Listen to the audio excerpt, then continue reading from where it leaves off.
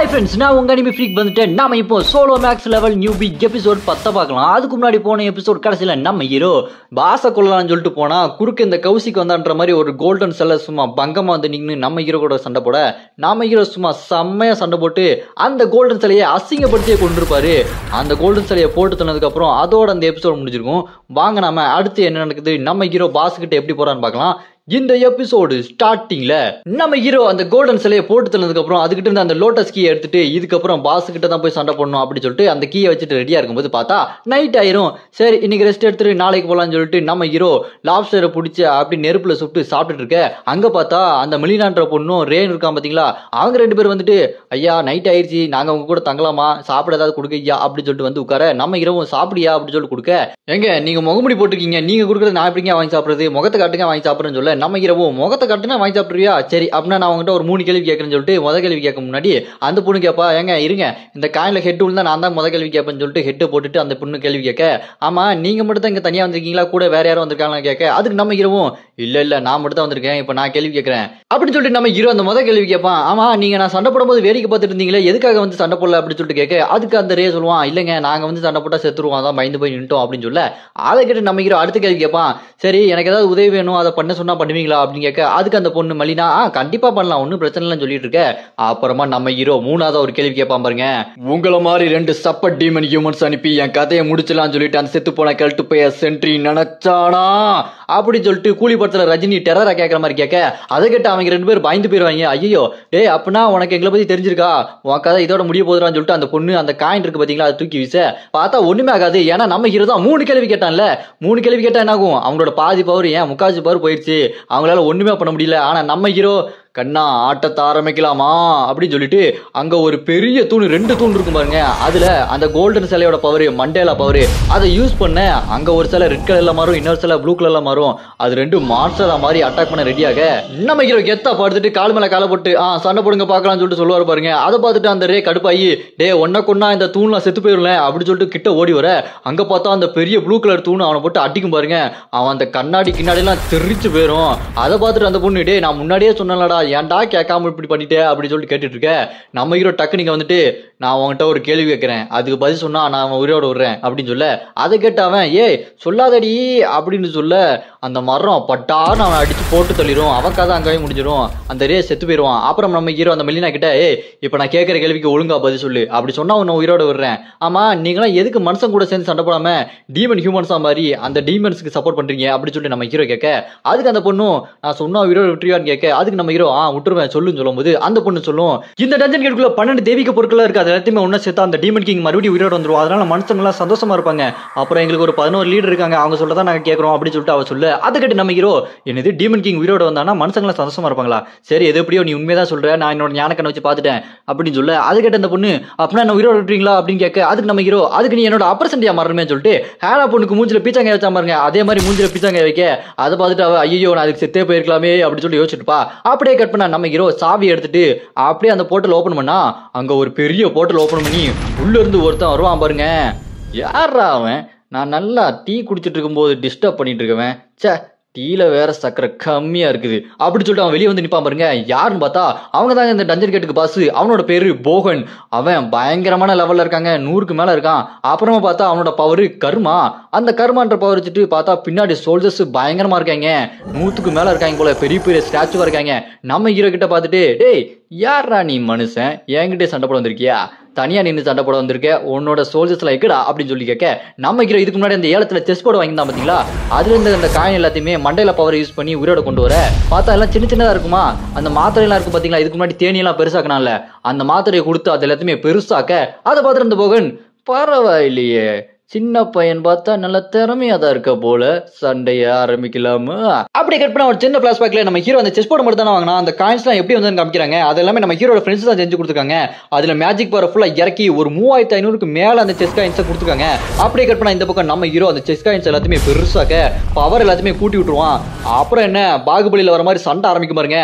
அந்த போகன்னு பரவாயில்லையே சின்ன தம்பி இந்த அட்டாக்கை வாங்கிக்க, நான் என்னோட 500 சோல்ஜர்ஸ் அனுப்புறேன் அப்படி சொல்லிட்டு அவன் அனுப்ப பார்த்தா நம்ம ஹீரோ சிப்பாய்கள் எல்லாத்தையுமே முன்னாடி இருப்ப அவங்க பாகுபலியில் வர மாதிரி தடுத்து நிப்பாட்டிட்டு இருப்பாங்க. அந்த சிப்பாய்கள் எல்லாத்தையுமே அதை அடிச்சுக்கிட்டு இருக்க, அதை தடுத்து நிப்பாட்டிட்டு இருக்க. பின்னாடி பார்த்தா அந்த யானைன்னு சொல்ற அந்த செஸ் காயின்ஸ் அம்பு விட்டுட்டு இருப்பாங்க. அம்பு விட்டுட்டு அதெல்லாம் அடிச்சு நொறுக்கிட்டு இருக்க. இன்னொன்று மந்திரின்னு சொல்றவங்க மேஜிக் பவர்லாம் யூஸ் பண்ணுவாங்க. மேஜிக் நெருப்புலாம் யூஸ் பண்ணி அட்டாக் பண்ணிட்டு இருக்க. நம்ம ஹீரோ அந்த குதிரை பவர் இருக்கு பாத்தீங்களா, அந்த குதிரை மேல ஏறி உட்காந்துட்டு சுத்தி வளைச்சு அவன் அட்டாக் பண்ணலாம்னு சொல்லிட்டு சுத்தி வளைச்சு ஓடி போயிட்டு இருப்பான் பாருங்க.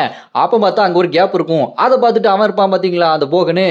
கண்ணா என்னடா பின்னாடி வந்து என்ன அட்டாக் பண்ணும்போது அங்க ஒரு கேப் இருக்கு தெரியலையா, இந்த செஸ் காயின்ஸை அழிக்கிறதுக்கு அங்க ஒரு கிரீடம் வேற இருக்குது, அதை யாரோ மாட்டிருக்காங்களே அப்படின்னு சொல்லிட்டு பார்த்தா அந்த கிரீடத்தை மாட்டிக்கிறது நம்ம வேம்பயர் பொண்ணு தான். அந்த கிரீடத்தை அழிச்சு அந்த செஸ் காயின்ஸ் எல்லாமே அழிஞ்சுன்னு சொல்லிட்டு அந்த போகனு தெரிய அதை எப்படி அழிக்கலாம்னு சொல்லிட்டு அவன் பிளான் பண்ணிட்டு இருப்பான். நம்ம ஹீரோ குதிரை மேல சும்மா செம்ம ஸ்பீடா ஓடிட்டு இருக்க.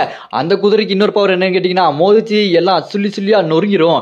போய் வேகமா மோது பாருங்க. நம்ம ஹீரோ கையில அந்த ஈட்டி மாதிரி வச்சுட்டு எல்லாத்தையுமே ஒட்டச்சு தள்ளிட்டு வெறித்தனமா போயிட்டு இருப்பாரு.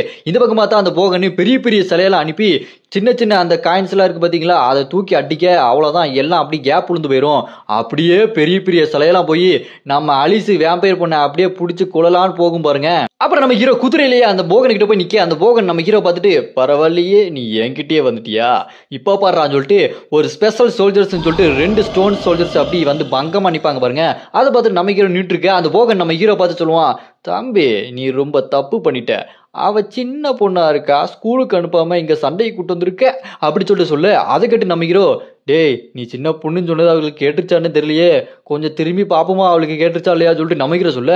திரும்பி பார்த்தா நம்ம வேம்பயர் பொண்ணு பிளட்டை வச்சு சும்மா அடிச்சு நொறுக்கிட்டு இருப்பா. யாருக்கிட்ட வச்சுக்கிறீங்க, என்னோட ஜின்னுகிட்டே நீங்க வச்சிருக்கீங்களா, அவ்வளவுதான் அவங்க கதை முடிஞ்சிடறான்னு சொல்லிட்டு பிளட் எல்லாத்தையுமே ஒன்னா சேர்த்து ஒரு பெரிய சைஸ் சூழல் பந்து உருவாக்கி பட்டார் நட்டிக்க அங்க இருக்க சிலையெல்லாம் சும்மா பட்டார்னு உடஞ்சி தெரிச்சிட்டு இருக்கும் பாருங்க. அதை பார்த்துட்டு அந்த போகனு எப்படி இந்த சின்ன பொண்ணு எப்படி என்னோட சோல்ஜர்ஸை தோக்கடிச்சா அப்படி சொல்லிட்டு சாக்காய் பார்த்துட்டு இருக்க.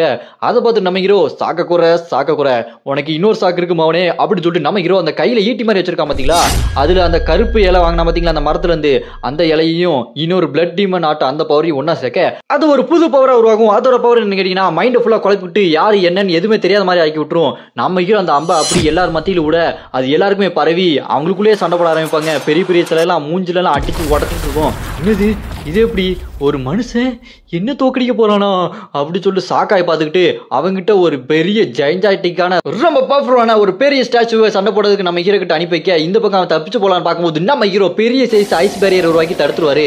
நம்ம ஹீரோ அவனை பார்த்துட்டு எங்கடா தப்பிச்சு போறேன்னு சொல்லிட்டு அந்த ஐஸை வச்சு அம்பு வில்ல உருவாக்கிட்டு அந்த அம்புல மண்டையில பவரை உள்ள செலுத்திட்டு கண்ணா முடிச்சிடலாமா அப்படின்னு சொல்லிட்டு அந்த அம்பை விடுவாரு பாருங்க. அந்த பெரிய சைஸ் ஸ்டாச்சு அப்படி கையை முன்னாடி கொண்டு வர அந்த கையில ஓட்டையை போட்டுட்டு அப்படி பின்னாடி போகும் பாருங்க. அந்த போகனு இல்ல அப்படின்னு கத்துவான், சங்கிலே போய் சொருவான். அந்த அம்பு சொருனதுல அவனோட கதை அங்கேயே முடிஞ்சிடும். இதோட இந்த 3வது போரோட பாசு கதையோட முடிஞ்சிருமா. அப்புறம் என்ன வெளியில எல்லாத்துக்குமே தெரிஞ்சிடும். பரவாயில்லையே அந்த முகமுடி போட்டவன் சொன்ன மாதிரியே 3வது 4 பாசம் முடிச்சுட்டானே, இங்க எத்தனை பேரை காவு வாங்கிச்சு 100 பேர் அனுப்புனாலும் 85 பேர்கிட்ட செத்து போயிட்டாங்களே, இவன் ஒத்தையால நின்று தோக்கடிச்சுட்டானே, இவன் உண்மையாலும் வீரன்டா அப்படின்னு சொல்லிட்டு வெளியில் எல்லாமே நம்ம ஹீரோ பத்தி நினைச்சிட்டு இருப்பாங்க.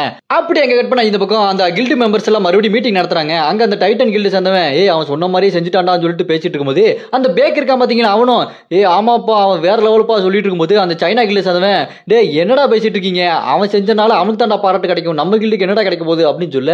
அதை கேட்டுட்டு இந்த பக்கம் நம்ம தெரசா இருக்காங்களா, லூசு பேல அவன் எவ்வளவு கஷ்டப்பட்டு ஜெயிச்சிருக்கான், நம்ம ஹண்டர்ஸ் எத்தனை பேர் இழந்திருக்கோம், அவனை பாராட்டுறதை விட்டு இப்படி சொல்லிட்டு இருக்க அப்படின்னு சொல்ல.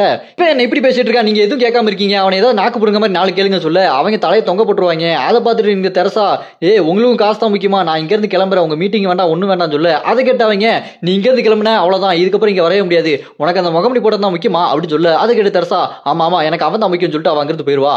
அப்படியே கட் பண்ண இந்த பக்கம் நம்ம ஹீரோ அந்த பாஸை கொண்டுட்டு டஞ்சனை விட்டு வெளியே போலான்னு போகும்போது போன் வரும். நம்ம ஹீரோ போன் எடுத்து பேசினா அந்த பக்கம் இருக்கிறது அந்த யோன்ற பொண்ணு தான். அந்த பொண்ணு சொல்லும் தாத்தாக்கு உடம்பு சரியில்லை உடனே வாங்க அப்படின்னு சொல்ல. நம்ம ஹீரோ அங்க போய் பார்த்தா தாத்தா அப்படி பெட்ல படுத்து கிடப்பாரு. அந்த யோன்ற பொண்ணு கிட்ட நம்ம ஹீரோ தாத்தாக்கு என்னாச்சு அப்படின்னு சொல்லிட்டு கேட்க அதுக்கு அந்த பொண்ணு தாத்தா இருக்க இடத்துல டஞ்சன் கேட்லாம் வந்துச்சு, அந்த டஞ்சன் கேட்ல இருந்து மான்ஸ்டர் டஞ்சன் பிரேக் ஆகி வெளியே வந்து தாத்தாவை அட்டாக் பண்ணிடுச்சு, தாத்தா டஞ்சன் கேட்ல போனதே இல்லை, ஆனா தாத்தாக்கு பவர்லாம் இருக்குது, அவர் ஹண்டர் அப்படின்னு சொல்ல. அதை கேட்டு நம்ம ஹீரோ ஞானக்கன் வச்சு அந்த தாத்தாவோட பவர் பார்த்தா அவருக்கு பல பவர் இருக்குங்க, ரொம்ப ஸ்ட்ராங்கான ஒரு இம்போர்ட்டல் கிங் அப்படின்னு சொல்லிட்டு பவர்ஃபுல்லான பவர்லாம் இருக்குது அவர்கிட்ட. அதை பார்த்து நம்ம ஹீரோ இவர் பவர் எப்படி எப்படி காப்பி பண்றதுன்னு பார்த்தா அவர் உயிரை நம்ம ஹீரோ காப்பாத்தினா அந்த பவர் எல்லாத்தையுமே நம்ம ஹீரோ காப்பி பண்ணிக்கலாம் அப்படின்னு சொல்லிட்டு காட்ட சரி சரி அப்படின்னு சொல்லிட்டு பார்த்துட்டு இருக்கும்போது பின்னாடி டாக்டர் அவங்க ஏ ரேங்க் ஹீலர் அவங்களாம் வந்துட்டு என்னப்பா பண்ணிட்டு இருக்க எஸ் ரேங்க் இருந்தா நீ பெரிய ஆளான்னு சொல்லிட்டு மிரட்ட சும்மா பார்க்கதான்ப்பா வந்தான்னு சொல்லிட்டு நம்ம ஹீரோ பின்னாடி போய் நிப்பாரு. அப்ப அந்த யோன்ற பொண்ணு டாக்டர் பிடிச்சி திட்டிட்டு பாயோ என்னையா இவ்வளவு நாளா பண்ணிட்டு இருக்கீங்க எங்க தாத்தாக்கு உடம்பு சரியாக மாட்டேங்குது என்னையா பண்ணிட்டு இருக்கீங்க அப்படின்னு சொல்ல அவனும் ஏங்க நாங்க பண்ணதை பண்ணிட்டு தாங்க இருக்கோம் புது புது வியாதியா வருது நாங்க என்னங்க பண்றது நாங்க ட்ரை பண்ணிட்டு தாங்க இருக்கோம் அப்படின்னு சொல்ல அதுக்கு அந்த யோன்ற பொண்ணு சாரிங்க கோபப்பட்டேன்னு சொல்லிட்டு இருக்கும்போது நம்ம ஹீரோ அந்த யோன்ற பொண்ணை விட செம்மையா கோபப்பட்டிருப்பான். என்னாச்சு அப்படின்னு பார்த்தா அந்த ஞானக்கண்ணை வச்சு அவங்க மனசுக்குள்ள வச்சுக்கிறதெல்லாம் நம்ம ஹீரோ பார்த்தா அவங்க என்ன நினைச்சிட்டு இருக்காங்க காப்பாத்தலாம் நினைக்கல காசை புடுங்கலாம்னு சொல்லிட்டு தான் நினைச்சிட்டு இருக்காங்க. நல்லா இதை பண்றோம் அதை பண்றோம்னு சொல்லிட்டு அந்த பொண்ணுகிட்ட இருக்கிற காசெல்லாம் உருவிட்டு ஏதோ ஒரு பிளான் பண்ணிட்டு இருக்காங்க. அதை தெரிஞ்சுக்கிட்டு நம்ம ஹீரோ டேய் என்னடா போய் சொல்லிட்டு இருக்கீங்களா காசை புடிங்கி நீங்க சம்பாதிக்கலாம்னு பாக்குறீங்க ஏன்டா அப்படி போய் சொல்லிட்டு இருக்கீங்க அப்படின்னு கேட்க அதுக்கு அந்த டாக்டர் ஏங்க என்னங்க பேசிட்டு இருக்கீங்க அப்படின்னு சொல்லிட்டு அவன் மனசுக்குள்ள யோசிச்சுட்டு இருப்பான். ஒருவேளை என்கிட்ட அந்த 7 அக்கௌண்ட் இருக்கிறத கண்டுபிடிச்சிருவானோ அப்படின்னு சொல்லிட்டு மனசுல யோசிச்சுட்டு இருக்க அதையும் நம்ம ஹீரோ கரெக்டா கேட்டுற யார் நீ மனசுல நினைச்சதெல்லாம் சொல்லிட்டு இருக்க ஐயோ வசமா மாட்டிக்கிட்டனா அதுக்கு அந்த பிளாக் கிரௌடும் அந்த டவருக்குள்ள இருக்கும் தானே காரணம் அப்படின்னு சொல்ல அது கேட்டு நம்ம ஹீரோ என்ன மனசுல யோசிச்சுட்டு இருக்கான் டவருக்குள்ள இருக்கிறதுக்கும் பிளாக் கிரௌடுன்னு ஒரு டீமா இவங்க 2 பேருக்கு என்ன சம்பந்தம் டவருக்குள்ள இருக்கவன் சொல்றதை இவன் எதுக்கு கேட்கணும் என்ன நடந்துட்டு இருக்குது அப்படி சொல்லிட்டு நம்ம ஹீரோ டென்ஷனா யோசிச்சுட்டு இருக்க. இதோட இந்த எபிசோட முடியுது. நான் அடுத்த எபிசோட ஆல்ரெடி அப்லோட் பண்ணிட்டேன் லிங்க் டிஸ்கிரிப்ஷன்ல கொடுக்குறேன் மறக்காம போய் பார்த்துட்டு வந்துருங்க. இந்த வீடியோ உங்களுக்கு ரொம்ப பிடிச்சிருந்தா மறக்காம லைக் பண்ணி சப்போர்ட் பண்ணுங்க.